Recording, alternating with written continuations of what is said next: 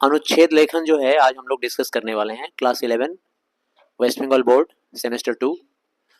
अनुच्छेद का मतलब होता है सिंपली पैराग्राफ। अब पैराग्राफ का मतलब जानते ही हो, इंग्लिश में लिखते होगे।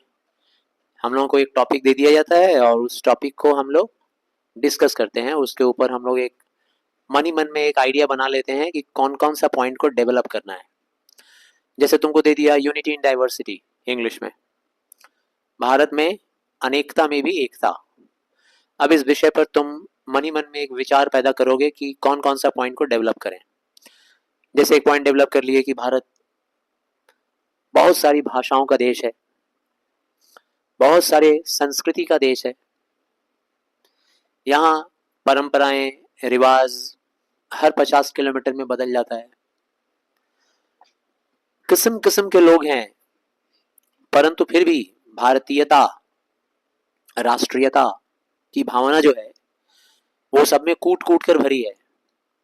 नाना प्रकार की जाति, नाना प्रकार के धर्म होने के बावजूद भी भारत का जो महानता है उसके बारे में सभी लोग सबसे पहले सोचते हैं। उसको महान बनाने के बारे में, भारत की एकता, इसके बारे में लोगों का सोच सबसे सर्वोपरि होता है, चाहे किसी भी जाति, किसी भी धर्म, किसी भी प्रांत के तुम हो। तो ऐसे छोटे छोटे हम लोग मन में पॉइंट्स बना लेते हैं, उसके बाद लिखते हैं। उसमें एग्जाम्पल्स वगैरह भी डाल देते हैं उसको थोड़ा बड़ा बनाने के लिए। लेकिन चूंकि हिंदी में हम लोगों को आएगा अनुच्छेद लेखन, ये करीब करीब 100 वर्ड्स में लिखना है, 5 मार्क्स से रहेगा। तो इसमें जो मूल बात ये है, सबसे पहली बात कि आप पैराग्राफ मत बदलना। इंग्लिश का ही पैराग्राफ का ही रूप है ना हिंदी में अनुच्छेद, तो पैराग्राफ नहीं बदलना। दूसरी बात क्या है कि जो भी भाव या विचार आप इसमें प्रकट करेंगे, वो भाव और वो विचार उस अनुच्छेद के शुरुआत से लेकर उसके अंत तक चलते रहना चाहिए। ज्यादा उदाहरण वगैरह देने की जरूरत नहीं है, क्योंकि 100 वर्ड्स में ही लिखना है। तो अगर आप उदाहरण देंगे तो विषय काफी लंबा चौड़ा हो जाएगा। कम लिखेंगे आप तो आपके स्पेलिंग के मिस्टेक्स पे भी आपका कंट्रोल रहेगा। ज्यादा लिखना शुरू कर देंगे तो ज्यादा स्पेलिंग मिस्टेक्स भी करेंगे और एग्जामिनर चेक करेगा तो एक नेगेटिव इंप्रेशन बनेगा कि इस बच्चे को हिंदी लिखनी नहीं आती है। पहले इंप्रेशन बन जाएगा, मार्क्स कम जाएगा। सबसे ऊपर आप हेडिंग देंगे, हेडिंग को अंडरलाइन कर लीजिए हाईलाइट करने के लिए। उसके बाद जिस किसी भी विषय पे लिखना है, साफ साफ तरीके से समझाकर, उसका अर्थ बताकर, फिर अर्थ को एक्सप्लेन करके और उससे जुड़ी हुई बात जितना आप लिख सकते हैं लिखें। कोशिश करें कि अनुच्छेद लेखन आप फर्स्ट पर्सन में ना लिखें। इंग्लिश में फर्स्ट पर्सन को हिंदी में हम लोग क्या कहते हैं? प्रथम पुरुष। यानी मैं, मेरा, मुझे, ये सब बात आप उसमें ना डालें, क्योंकि ये एक आदमी की बात तो है नहीं, है ना। कोई एक ऐसा टॉपिक रहेगा, जैसे मान लो राष्ट्रीयता के ऊपर आ गया लिखने के लिए, तो राष्ट्रीयता सिर्फ मेरा तो है नहीं, राष्ट्र के सभी व्यक्ति का है। मान लो कहीं आ गया बाढ़ के ऊपर लिखने के लिए, तो बाढ़ में पीड़ित सभी होते हैं, सिर्फ मेरी बात तो है नहीं। मान लो आ गया अनुच्छेद लिखने के लिए मित्रता एक अनमोल रत्न, तो मित्रता एक अनमोल रत्न है, वो सिर्फ मेरी बात तो है नहीं, सभी की है। तो उसमें मैं या मेरा बात ना आए। हाँ, कभी कभी ऐसा क्वेश्चन आ जाएगा, मेरा प्रिय कवि, तब तो आपको अपने बारे में ही लिखना है कि मैं एक ऐसे कवि को पसंद करता हूँ, या वो कवि की ये विशेषताएं हैं, क्या उनका नाम है, ऐसा बताना है। तो तुम ये नहीं कह सकते कि अनुच्छेद जो होता है वो निबंध के जैसा नहीं दिखता है। ये निबंध के जैसे भी दिखता है, समझ लो एक तरह से। निबंध को इंग्लिश में कहते हैं हम लोग ऐसे। ऐसे में क्या होता है कि एक ही टॉपिक जिसके बारे में हम लिख रहे हैं, उसको उसके नेगेटिव इम्पैक्ट के बारे में भी बताना है, उसके पॉजिटिव इम्पैक्ट के बारे में भी बताना है, उस बात को समझाने के लिए उदाहरण भी देना है। कोई नियम कानून नहीं फॉलो करना है निबंध लिखने के टाइम में। जो मर्जी आ जाए मन में वो पहले लिख देना है, जो बाद में याद आए वो बाद में लिखना है। कोई रूल्स और कोई रेगुलेशंस नहीं है निबंध लिखने के टाइम में। आप फ्री हो, एक वर्ड को लंबा टान कर चले गए, एक टॉपिक को लंबा टान कर चले गए, उसका थॉट्स भी बताए, उसका इवेंट्स भी बताए, सब कुछ बताए, अच्छाई बुराई सब कुछ, वो होता है निबंध। लेकिन अनुच्छेद क्या है? अनुच्छेद में आप अगर अच्छाई के बारे में लिख रहे हो तो सिर्फ अच्छा ही लिखोगे, बुराई के बारे में लिख रहे हो तो सिर्फ बुराई लिखोगे, ठीक है। लाभ और हानि दोनों नहीं लिखोगे, या लाभ या हानि।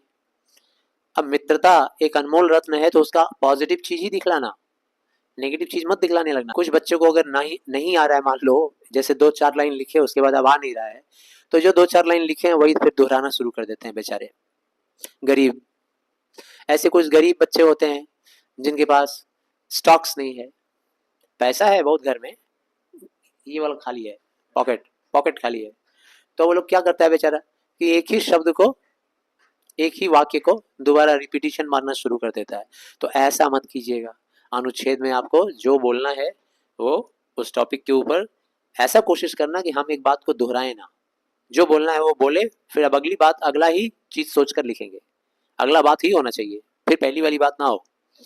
अब जैसे मान लीजिए एक उदाहरण है समय किसी के लिए ठहरता नहीं, ये एक विषय है।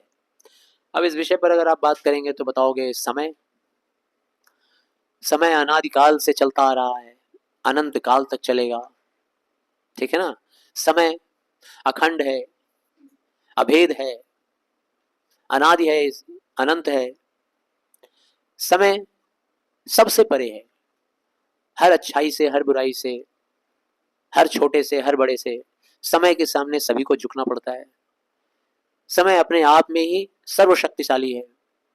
जिसका समय अच्छा हो उसकी तो चांदी चांदी हो जाती है, उसके सितारे गर्दिश में होते हैं।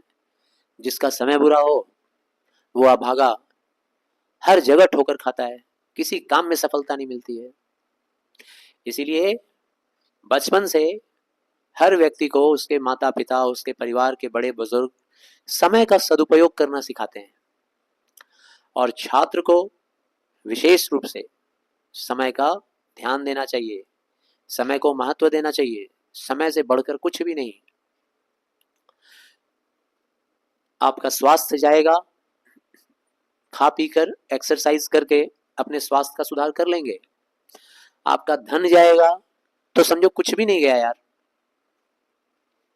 50 लाख गया, 1 करोड़ कमा सकते हो अगली बार दिमाग लगा के, है ना। लेकिन अगर समय आपका चला गया तो आप हमेशा के लिए कंगाल हो जाएंगे, आपको कुछ हासिल नहीं होगा, जीवन में आप सफल नहीं होंगे। समय अगर एक बार चला गया तो समय रहते ही किसी कार्य को करना है, टालना नहीं है। संत कबीर जी ने भी समय के बारे में कहा है, काल करे सो आज कर, आज करे सो अब, पर पल में परलय होएगी, बहुरी करेगा कब।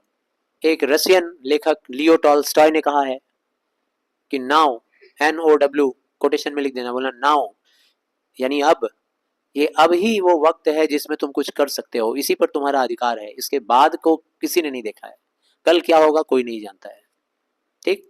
इसीलिए समय का सदुपयोग सबसे अनमोल विषय है, सीखने लायक, और इस विषय को हमेशा महत्व देना चाहिए, सबसे पहले महत्व देना चाहिए।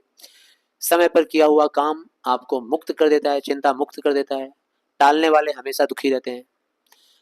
अगर आप समय से अपने इस जीवन में सेविंग्स करना शुरू कर दो, आज की इस उम्र से 100-100 रुपया, 200-200 रुपये बचाओ, थोड़े और बड़े हो जाओगे 500 बचाओ, थोड़े और बड़े हो जाओगे 1000-1000 करके महीने का बचाओ, 25 की उम्र में जाओगे 1000-1000 बचाओ, 30 की उम्र में जाओगे 4-4000 करके बचाओ, ठीक है ना। ऐसा करके अगर तुम अभी से इसी समय से बचाओगे कि तुम 50 साल की उम्र तक जाके करोड़पति हो जाओगे। आज समय से तुम पढ़ाई करोगे कि तुम अपने काम में अभूतपूर्व सफलता पाओगे। इसी उम्र से अगर एक्सरसाइज शुरू कर दो, समय पर कसरत करना शुरू कर दो शारीरिक, तो दावा है कि तुम 70-80 की उम्र तक बीमार नहीं पड़ोगे, एक टैबलेट नहीं खाना पड़ेगा, है ना। तो समय का सदुपयोग करना सीखिए। ये एक टॉपिक रहा, इसके बारे में मैंने बताया। तो आइए अब एक उदाहरण करते हैं लिखकर। उदाहरण ये आपके बगल में दिखाई दे रहा है, आप इसे पॉज करके कॉपी कर सकते हैं। धन्यवाद।